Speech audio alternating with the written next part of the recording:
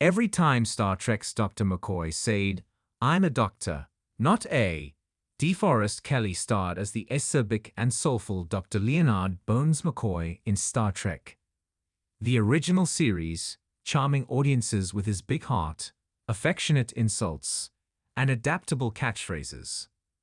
As Starfleet Lieutenant Commander, Dr. McCoy found a treasured place of prominence at the fandom's core, serving as Chief Medical Officer on the USS Enterprise under the command of Captain James T. Kirk, William Shatner.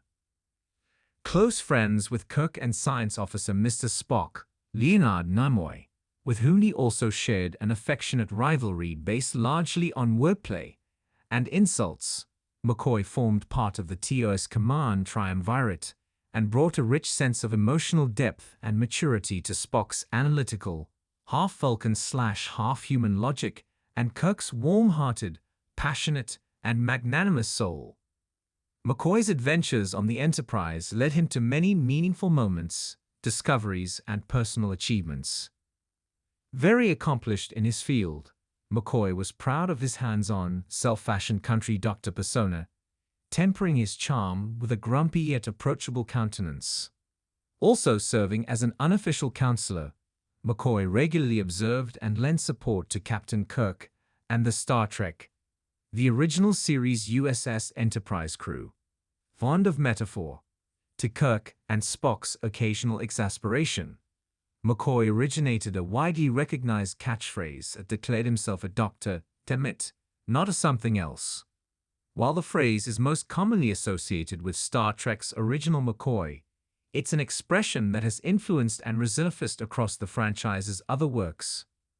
Though this list is not exhaustive, here's every time McCoy said, "I'm a doctor, not a," and 4 times it was said by somebody else. Star Trek, the original series, Season 1, Episode 2, The Corbomite Maneuver.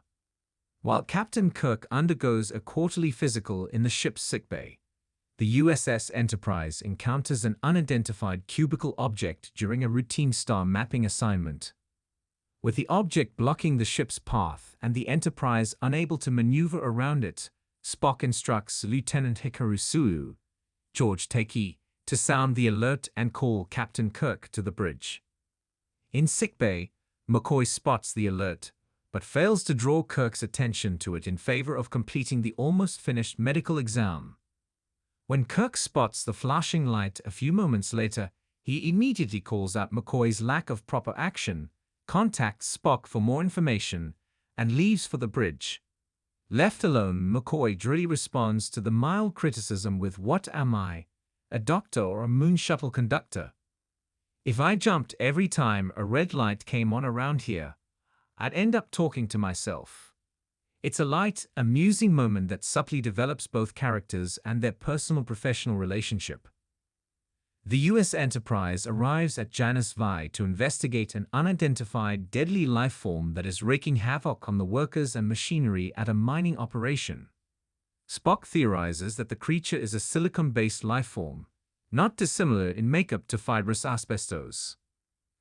Kirk seems to reach a tentative, peaceful understanding with the creature, following a cave-in while searching for the mysterious life form. Spock initiates a mind meld to attempt communication and learns that the creature, called a Horta, is generally peaceful and in extreme pain from an earlier phaser wound injury.